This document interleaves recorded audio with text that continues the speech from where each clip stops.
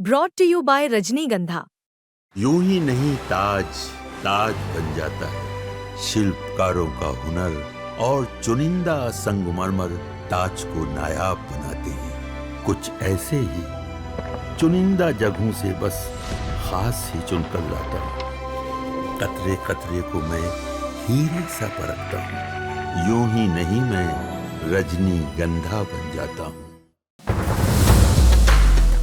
नमस्कार, बिहार तक देख रहे हैं आप और आपके साथ मैं हूं आशीष अभिनव और मेरे साथ हमारे सहयोगी इंद्र मोहन।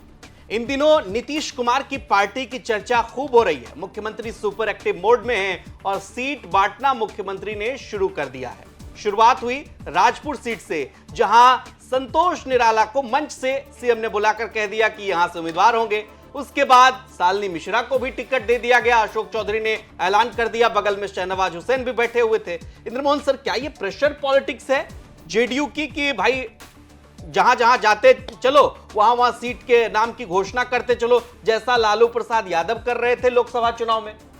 देखिए, मुझे कुल मिलाकर मेरा अनुभव ये कहता है कि जब जब जेडीयू को कम आंका गया, जेडीयू बड़ी होकर निकली। पिछले लोकसभा चुनाव में भी चर्चा थी कि जेडीयू खत्म हो जाएगी, जेडीयू की सीटें नहीं निकल पाएगी। लेकिन आप देखिए कि जेडीयू के बिना केंद्र में सरकार बननी मुश्किल हो गई। तो जेडीयू उस वक्त भी बड़ी निकली। उस वक्त भी नीतीश कुमार को कम आंका जा रहा था कि इंडिया गठबंधन में गए, वहां प्रधानमंत्री का उम्मीदवार नहीं बने, फिर इधर आ गए रहे, काफ़ी चर्चा हुई। लेकिन नीतीश कुमार उससे भी बड़े होके निकले, मतलब आप देखिए। और अब जब उन्हें ये कहा जा रहा है कि ये चुनाव नीतीश कुमार का आखिरी चुनाव, चलिए इसे मान लिया जाए, लेकिन आप इसे ऐसे मानिए कि नीतीश कुमार आखिरी बॉल तक बैटिंग करने वाले बैट्समैन हैं कि वो ऐसे तो नहीं छोड़ेंगे। हर दिन नीतीश कुमार अपने ऑफिस का काम कर रहे हैं, उसके बाद किसी ना किसी विधानसभा क्षेत्र में उनका कार्यक्रम लगा हुआ है, जहां वो आंगनबाड़ी सेविका, जीविका दीदी और कार्यक्रमों का उद्घाटन कर रहे हैं, उनसे मुलाकात कर रहे हैं और अपने सरकार की बात कर रहे हैं। इसी दौरान उन्होंने 2 सीटों से जेडीयू ने उम्मीदवार के नाम का ऐलान कर दिया। ये बताता है कि प्रेशर पॉलिटिक्स अपनी जगह है। सबसे बड़ी बात यह है कि नीतीश कुमार का कद शुरुआत किसने की? नीतीश कुमार ने की। ये एनडीए में एक टेबल पर से घोषणा हो सकती थी, लेकिन ये नहीं हुआ।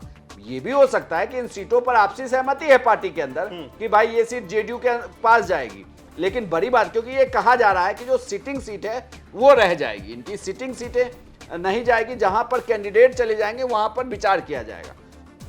सिटिंग सीट थी इनकी, इन्होंने सिटिंग सीट पर ऐलान पहली बार जिसने किया वो नीतीश कुमार ने। तो गठबंधन धर्म का पालन नहीं हुआ। जो लोग ये सवाल उठा रहे हैं, उनके सहयोगी दल भी आज हमारे ही चैनल पे कह रहे थे, प्रवक्ता है नितिन भारती, वो भी लिख रहे थे अपने सोशल मीडिया हैंडल पर भी कि गठबंधन में एक साथ चीजें अगर होती तब जाकर के ये सही होता। क्या ये एनडीए में बड़ा भाई बनने की एक कोशिश भी है जेडीयू की? बिल्कुल।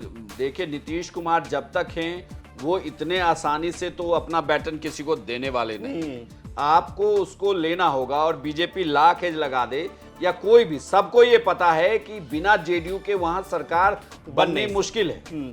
आज भी प्रशांत किशोर से ये पूछा जाता है कि नीतीश या तेजस्वी, तो वो बिना रुके तुरंत कहते हैं कि नीतीश कुमार। तो इसका मतलब है कि नीतीश कुमार को हराने के लिए भले सब बैठे हो, लेकिन सबको ये पता है कि नीतीश कुमार के बिना ये गेम होना भी नहीं है। बिहार विधानसभा चुनाव उसी का सधेगा जिसे नीतीश कुमार साधेंगे, और इसीलिए नीतीश कुमार ने सबसे पहले अपने उम्मीदवार के नाम की घोषणा कर दी, जिससे उन्होंने ये तो बता दिया कि बड़े भाई की भूमिका में वही है। और जब घोषणा खुद नीतीश कुमार कर रहे हैं तो भला वो किससे पूछने जाए अगर वो सीट उनके हिस्से में है? ये भी एक बड़ा सवाल उठता है कि आखिर नीतीश कुमार किससे पूछेंगे, वो किससे बात करेंगे? उन्होंने कार्यकारी अध्यक्ष संजय झा को कहा हुआ है कि सीटों पर आप चर्चा करें, उसके बाद वो चर्चा करके उन्हें बता रहे हैं। तो अगर ये सीट की बात हो गई है तो हो गई है। नहीं तो मतलब आप ये कह रहे हैं कि नीतीश कुमार राजनीति के ऐसे मजे हुए खिलाड़ी हैं जिनको पार पाना किसी के लिए मुश्किल। दूसरा सवाल इंद्रमोहन सर ये भी है कि अगर नीतीश ऐसे घोषणा कर रहे हैं तो क्या ये अन्य सहयोगी दलों पर एक दबाव भी है?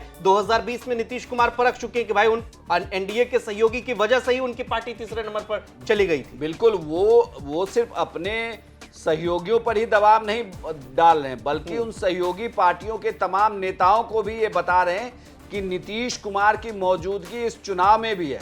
आप उन्हें कमतर ना आके और इस तरीके से क्योंकि आप देखिए अगर किसी पार्टी की एक सीट भी कंफर्म होती तो वो अपने उम्मीदवार को कहती आप तैयारी करें।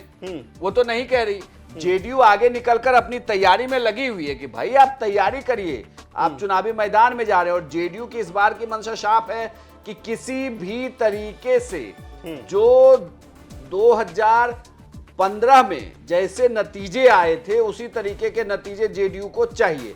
यानी कि भले ही वो आरजेडी उस वक्त ये माना गया कि साथ होने की वजह से आपका वोट इतना ज्यादा शिफ्ट हुआ, लेकिन वो उनका नंबर गेम बिल्कुल 2005 और 2010 वाला नंबर गेम चाहिए उन्हें। 70 से ज्यादा सीटें बिहार में चाहिए, जिससे कि वो पार्टी भी बची रही, नीतीश कुमार की प्रासंगिकता बने रहे।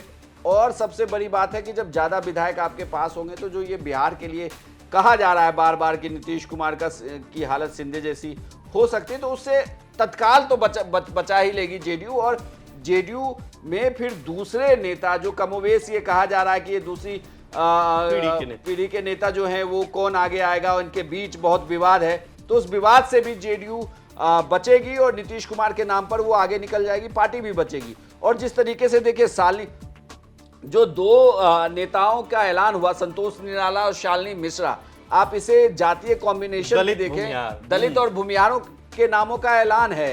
ये बड़ा मास्टर स्ट्रोक। हाँ, ये मास्टर स्ट्रोक है कि जिस दलित वोट बैंक को साधने के लिए कांग्रेस पूरी यात्रा कर रही थी, उसका पहला उम्मीदवार घोषित कर दिया जहां से कांग्रेस ने यात्रा शुरू की वहीं से उसी सीट पर ये घोषणा हुई। और वो भी घोषणा किसी प्रवक्ता ने नहीं की या पटना में बैठकर नहीं हुई, उस सीट पर जाकर नीतीश कुमार ने घोषणा की कि संतोष निराला उम्मीदवार होंगे। शालिनी मिश्रा की भी घोषणा उसी सीट पर हुई है जहां अशोक चौधरी गए, एनडीए का सम्मेलन हो रहा था, एनडीए के सम्मेलन की तरफ से बाकी पार्टी के वहां प्रवक्ता मौजूद थे, पर उन प्रवक्ताओं के सामने ये घोषणा हुई कि शालिनी मिश्रा यहां चुनाव लड़ी। मतलब ये तो कोई कह ही नहीं सकता कि इस पे आपसी सहमति नहीं है, सहमति भी है, बात हो गई। अब एक एक करके जेडीयू सिर्फ एक कदम आगे निकल के अपने उम्मीदवारों को कह रही है कि आप चुनावी मैदान में हैं, सिंबल बाद में लीजिए, पहले तैयारी कीजिए। तो चलिए, नीतीश कुमार घोषणाएं कर रहे हैं, क्या अपने सहयोगियों पर प्रेशर पॉलिटिक्स कर रहे हैं, दबाव बना रहे हैं, या फिर नीतीश कुमार की राजनीति का यह तरीका ही है कि अपने सहयोगियों को हमेशा वो जो है मतलब नंबर 1 की कुर्सी पर नीतीश कुमार ही खुद को हमेशा स्थापित रखना चाहते हैं? कमेंट बॉक्स में अपनी राय हमें जरूर बताइए और बिहार की तमाम खबरों के लिए आप देखते रहिए बिहार तक। नमस्कार।